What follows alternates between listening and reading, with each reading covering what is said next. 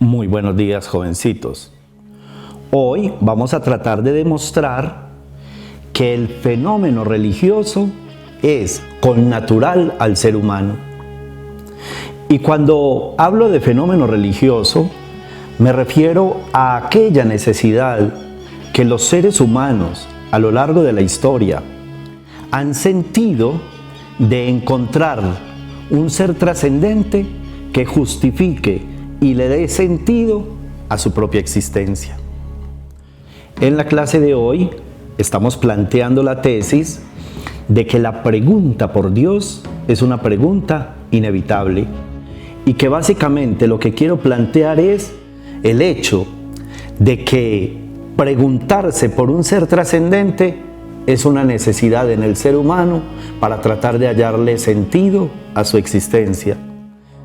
Y es que la realidad de finitud y la conciencia que tenemos de que somos seres efímeros y de que vamos a morir son los que nos ponen de frente a esa realidad de la limitación humana. Y el ser humano es un ser que tiene en su más íntimo deseo la necesidad de sentir que con la muerte no se acaba todo. Y es ahí cuando adquiere mayor relevancia el sentido de lo religioso. Y es que la pregunta por Dios es una pregunta tan primigenia como la pregunta por la existencia misma. Porque cuando el hombre se pregunta, ¿quién soy yo? ¿Qué sentido tiene mi existencia? Inmediatamente se le impone otra pregunta. ¿Quién es ese ser que es la fuente y el origen de todo? Ha sido una pregunta inevitable a lo largo de la historia. No se conoce desde la historia, ni desde la antropología, ni desde la arqueología, una civilización o un pueblo, por antiguo que sea, que no tenga vestigios de esa búsqueda de lo sagrado. De hecho, casi todos los mitos que hemos visto son un intento de hallarle explicación a todo aquello que trascendía la capacidad racional del hombre. Cuando somos niños, el fenómeno religioso es un fenómeno casi que dado, porque de una u otra manera son nuestros padres los que nos hablan de ese ser. Un ser que además, para la mentalidad de un niño, no choca con sus esquemas de pensamiento. Es más, se le hace atractivo, se le hace acogedor, le prodiga seguridad. Y en medio de la noche, ante algo que el niño no puede comprender y que le causa temor, casi que por instinto, junta las manitos e invoca la presencia del ángel de la guarda para que lo proteja. Y casi que podemos decir que lo experimenta. Pero obviamente, cuando llegamos a la edad de la razón y sobre todo cuando comienza a aflorar la juventud, la adolescencia, la época en la que ponemos en tela de juicio todos los valores que hasta ese momento nos han enseñado, una de las primeras cosas que comenzamos a cuestionar es la existencia de ese Dios que nos habían enseñado. Es casi que un fenómeno normal dentro de la naturaleza humana. Un joven que nunca se haya planteado interrogantes un poco subversivos frente a lo que ya sabía, es un joven que no es auténtico, porque la naturaleza humana no se conforma con respuestas dadas. El darle respuesta a todas esas preguntas es una tarea individual y casi que durante la infancia nuestros adultos, nuestros padres, el sistema y la sociedad se encargaban de pensar por nosotros y decirnos lo que es bueno y lo que es malo. Si a un niño le preguntamos, ¿por qué haces aquello? Porque mi papá dijo. ¿Por qué dejas de hacer lo otro? Porque mi mamá lo dice y mi mamá tiene razón. En cambio, en la adolescencia es la época de la confrontación, la época de la duda, la época de la incertidumbre. Precisamente se llama adolescencia porque es una época en la que se adolece. Es decir, se siente que algo falta, que algo no cuadra, que algo no está bien, que las cosas no son como me las imaginaba, que las cosas no son como me las explicaron, que en toda esa ecuación hay algunos factores que no encajan. Y es una época de rebeldía, es una época muy difícil para los padres de familia porque consideran que sus hijos perdieron la fe, que se volvieron ateos, que están echando por el piso todo lo que se había hecho con ellos. No, es uno de los procesos más hermosos en la naturaleza humana porque es el proceso de la madurez. Es el proceso de lo que podríamos decir con palabras de Kant, es el proceso mediante el cual vamos a arribar a la mayoría de edad. Y la mayoría de edad hay que entenderla como ilustración, y la ilustración hay que entenderla como conocimiento, y el conocimiento hay que entenderlo como aquel proceso individual mediante el cual los seres humanos arriban a la verdad, pero ya no una verdad subsidiada, no una verdad que me viene de afuera, sino una verdad que yo he descubierto desde mi interior. Después de toda esta contextualización, podemos entonces afirmar que una de las grandes preguntas que el ser humano necesariamente tiene que responder en su vida es otra pregunta acerca de ¿quién es Dios? Es una pregunta que siempre va a estar merodeando su mente. Tarde o temprano aflorará a la mente de todos los individuos esta pregunta. Y siempre se preguntarán ¿qué hay después de la muerte? ¿Qué me espera? Si es un premio o es un castigo, ¿quién lo decide? Son preguntas que, vuelvo y repito, jamás se podrán esquivar. Ahora, lo que uno no puede hacer como adulto, ni como profesor, ni como institución, es tratar de imponer a la fuerza un concepto específico de Dios. No se puede tratar de subordinar la mente de los jóvenes a una idea preestablecida, pero lo que sí podemos hacer es invitarlos a que reconozcan que esa pregunta se les ha presentado alguna vez y que es una misión ineludible el responderla. Y en este sentido, en la clase de hoy, lo que se le quiere insinuar a ustedes es que no evadan la pregunta. Y entonces, en la medida en que ustedes comiencen a indagar con sinceridad de corazón, comenzarán a ver que esa realidad es inclusive supremamente razonable e inclusive muy lógica. Y entonces aquí cobrará sentido aquello que nos enseñaron desde niños en el catecismo del Padre Astete. La primera pregunta que a uno le hacían en el catecismo es ¿para qué te ha creado Dios? Y la respuesta del catecismo es Dios nos ha creado para conocerlo. Así que la misión fundamental del ser humano desde esta perspectiva es el conocimiento de Dios, conocer a Dios. Y en ese sentido podríamos decir que mientras más temprano en nuestra vida comencemos a iniciar esa búsqueda, tendremos más años para buscar. Si ustedes observan la realidad, se dan cuenta que muchas personas, por muy dispersos que hayan sido en su vida, por muy disolutos, por haber vivido de una manera muy relajada, e inclusive, como se dice comúnmente, personas que vivieron como sin Dios y sin ley, llegan a una etapa de su existencia en la que su manera de pensar cambia, su manera de comportarse se transforma y de una u otra forma comienzan a buscar a Dios.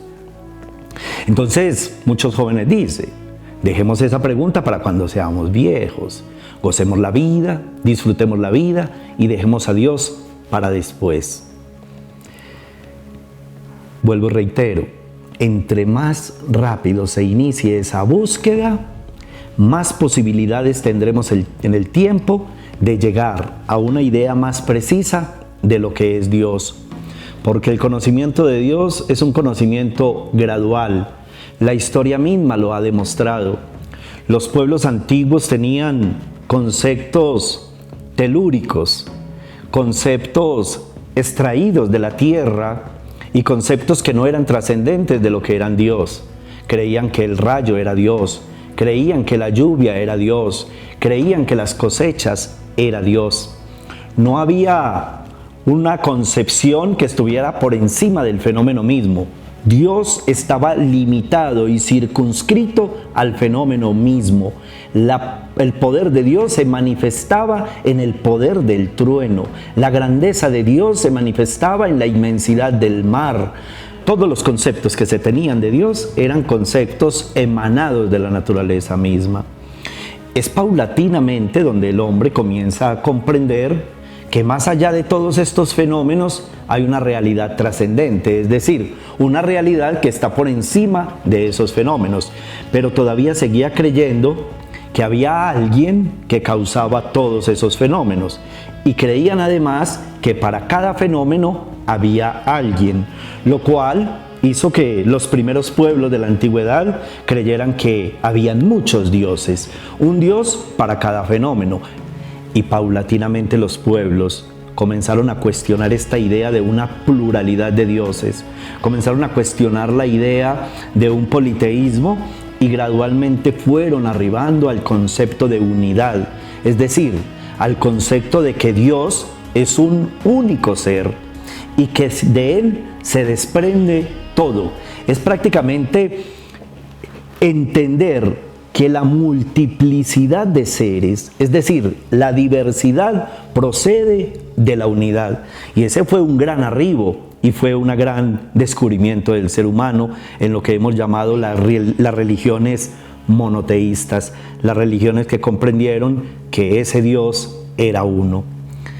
Sin embargo, era un Dios cambiante, impredecible, un Dios caprichoso, castigador, vengativo, a un Dios que había que complacerle hasta sus más mínimos caprichos, aunque esos caprichos implicaran los sacrificios humanos. Y basta mirar algunos libros de historia para darse cuenta que los sacrificios humanos eran un fenómeno presentado casi en todas las culturas antiguas, inclusive en culturas que no tenían relación unas con otras. Pueblos que no han tenido ninguna relación entre sí tenían esa concepción de que su Dios o sus dioses eran dioses ávidos de sangre. Asimismo, en la actualidad encontramos muchas personas que en esa búsqueda personal de Dios consideran que Dios es un Dios castigador, consideran que todos los males y todo lo que les ocurre procede de ese Dios. Vemos personas inclusive que hacen sacrificios físicos, hacer grandes jornadas de rodillas o inclusive someterse a sacrificios físicos con la convicción de que eso le agrada a su Dios. ¿Qué podría decir uno de una persona que en la actualidad tenga un concepto de Dios en ese sentido? Podríamos decir que todavía tiene un concepto muy primitivo de lo que es Dios, porque si seguimos viendo la historia, vamos viendo que los hombres paulatinamente van descubriendo que ese Dios es un Dios Padre, es un Dios amoroso, es un Dios que ha creado al ser humano para el amor y desde el amor. Y es precisamente a la idea a la que los que han buscado sinceramente a Dios tienen que arribar. Bien, ahora me dirán, profe, pero es que usted está incluyendo únicamente a los que creen, a los que tienen fe, y prácticamente está condicionando y diciendo que todos tenemos que llegar a ese concepto de Dios. Y entonces, ¿dónde quedan los agnósticos, los ateos, los cientificistas, los que requieren pruebas, los que entienden la vida desde la razón y no desde la fe? La historia de la humanidad también ha tenido ese proceso. Inclusive, después de una época tan teocéntrica como fue la Edad Media, una época en la que todo se explicaba y se entendía únicamente desde la fe, llegó una época supremamente, podríamos decir, irreverente frente a la fe. Una época fundamentada básicamente en evidencias y en pruebas científicas. y a esa época se le conoció como el racionalismo. Y el racionalismo desembocó en un momento histórico conocido como la modernidad y posteriormente la contemporaneidad, donde su principal característica ha sido el ateísmo. Y yo creo que el ateísmo es una etapa válida en la búsqueda, porque quien no haya llegado a negar algo, jamás lo encontrará. Y yo pienso que en el mayor de los casos, y es una opinión personal, los ateos a veces son más sinceros en su búsqueda que los que dicen creer. Porque la mayor parte de las veces los que creen lo hacen no por una búsqueda personal y no lo hacen por una necesidad intrínseca, sino que lo hacen simplemente como un legado cultural. Casi que podríamos decir que es una especie de fe por inercia. Creen porque siempre le han enseñado a creer. El que comienza a dudar es porque ya está comenzando a buscar por sus propias cuentas. Y yo creo que esos son los hombres de buena voluntad. Aquí cuando hablamos de hombres de buena voluntad, estamos hablando de hombres que buscan con sinceridad de corazón. Y el que busca hallará, y al que toca se le abrirá. Así que no estamos excluyendo a los ateos. Yo considero personalmente que los ateos están en una búsqueda. Así que simplemente debemos ser conscientes de que somos seres que vamos en constante búsqueda.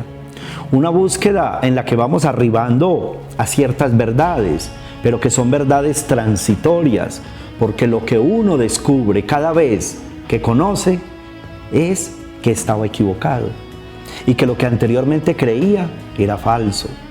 Uno arriba a una nueva verdad y por ese momento se convierte en su verdad. Pero si seguimos buscando, lo que nos puede pasar es que descubramos que estamos equivocados. Y con esto quiero decir algo que ya es concluyente.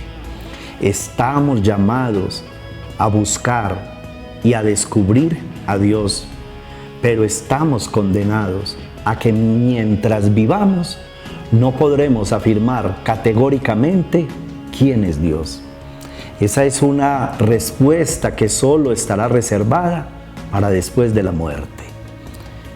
Si después de la muerte no hay nada, los que no creyeron tenían razón, pero ya no lo sabrán. Quienes creyeron que había algo y vivieron en pos de esa realidad, ya lo sabrán y lo podrán disfrutar, pero solo es una respuesta reservada para después de la muerte. Y alguien dirá, ¿qué sentido tiene sacrificar la existencia humana, buscar permanentemente algo de lo que no sabemos? Aquí solo queda el silencio y la pregunta queda abierta.